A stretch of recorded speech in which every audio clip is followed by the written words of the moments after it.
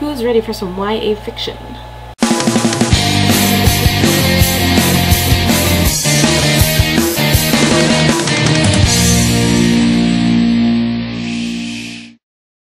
Man, I've been stalling on this video all day long. So today I thought I would do a classic, at least in my opinion, and that is the very first book of his Dark Materials, The Golden Compass. Can you see it? Ta-da! I do think it's a must-read for all teens, especially young women, because The Golden Compass, first book, has a very strong female main character. She's the heroine. She's not going to let anybody else tell her what to do, and I think that's a great voice for young women to read, especially during a time when everything's not going exactly as planned.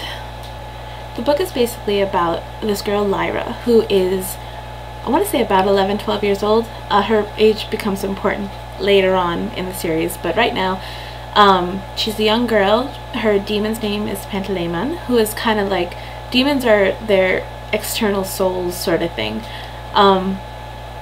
And her friend Roger gets captured by the Gobblers, who is they're this group that are taking children for experimentation in the north. And you don't find out what they're doing until the end of the book. And I'm not going to tell you what they're doing because that'll give away the whole ending. During the novel, you are introduced to two adult characters, Lord Asriel and Mrs. Coulter. What I really like about this book is, as you're going through, you kind of switch sides a lot. You know, Lord Asriel will do something, you say, no, he's a bad person, he's a bad character, I like Mrs. Coulter better. And then Mrs. Coulter will do something, and you're like, oh my god, I can't believe I liked her. I want Lord Asriel to succeed. And then he'll do something, and it's just back and forth. And at the end of the novel, you kind of realize that, why does one character have to be good and one character have to be bad? Neither character is good and neither character is completely bad. It really questions your morals and what you consider to be pure good and pure bad. This book has been banned, or challenged at least, several times. And the reason that it's challenged so much is because it's very clearly anti-religion. It really does pick Christianity as the focus. I'm a bit biased because I don't follow an organized religion, so for me this is not a problem reading. Though I did hear from a friend of mine that who is very devoutly Christian, that as a teenager she probably wouldn't have been able to read these books because she's easily persuaded, and the anti-religious kind of, I don't want to call it propaganda because it's not propaganda, but the things that the book suggests, she would have swayed that way. So I would recommend that if you are going to give this book to a teenager, the teenager should understand that it is a work of fiction, and it is in no way preaching what someone should believe. It really does preach that you need to believe in yourself in the end and not follow anybody else, because you're the only person who's going to know the answer.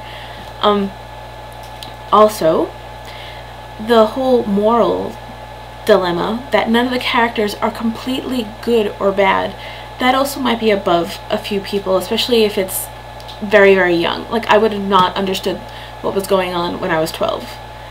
But I did understand it when I was older. I read this book when I was about 17. So I did get the concepts then. And now for some random stuff that I need to get taken care of and tell people. 1.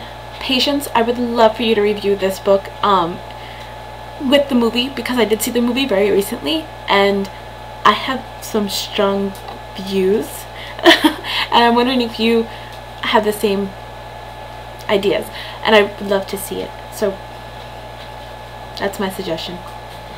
Number 2, Nick, I think you should be punished, and I guess Patience too, since you missed Friday as well. So people who are watching, leave your suggestions for their punishments in the comments. That's it for now. I will see you next week with The Subtle Knife, the second in his Dark Materials. Have a good week!